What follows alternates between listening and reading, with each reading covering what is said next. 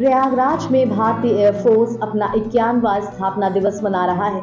आज 120 विमानों का एयर शो है, जिसे एशिया का सबसे बड़ा एयर शो कहा जा रहा है। इसके लिए सुबह से ही बमरौली एयरपोर्ट पर फुल ड्रेस परेड शुरू हो चुकी है। इस कार्यक्रम में पैराट्रूपर्स 8000 फीट की ऊंचाई से नीचे कूदेंगे, जबकि अपाचे, चिनूक जैसे हेलीकॉप्टर्स और सुखोई मिग सूर्य किरण जैसे विमान हैरत अंगेज प्रदर्शन करेंगे। वायुसेना के इतिहास, उसके गौरव से लोगों को परिचित कराएंगे। बता दें कि दोपहर 2:30 बजे प्रयागराज के संगम में ये एयर शो होगा। यहाँ 120 विमान और हेलीकॉप्टर्स अपने हैरत अंगेज करतबों से लोगों को रूबरू कराएंगे।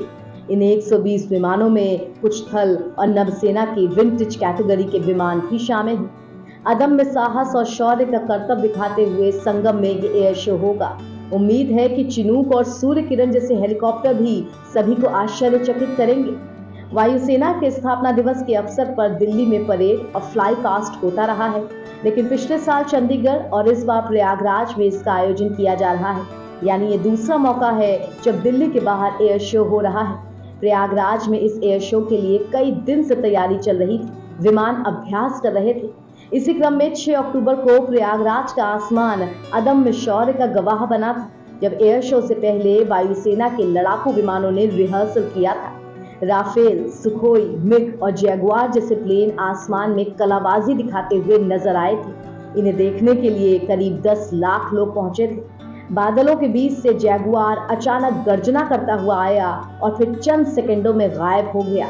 तेजस और मिग प्लेन 360 डिग्री की कलाबाजी करते दिखे। अपाचे विमान दूसरी तरफ से आता हुआ दिखा, दर्शकों को अपनी ताकत का एहसास दिलाया और फायर बॉल्स भी छोड़े आसमान में। बता दें कि भारतीय सेवा में खुद भारत द्वारा निर्मित पूरी तरह से स्वदेशी C-295 विमान पहली बार संगम पर उड़ान भरेगा। तो वहीं मिग 21 बिसन अपनी ऐतिहासिक विरासत छोड़कर आखिरी उड़ान भरेगा। हवा में 2 विमान उसे आसमान में आखिरी सलामी देंगे। शाम को जब सूरज ढल रहा होगा तो मिग 21 बिसन आसमान में हमेशा हमेशा के लिए ओझल हो जाएगा। इससे पहले बमरौली एयरपोर्ट पर इस एयर शो के लिए फुल ड्रेस रिहर्सल हुआ।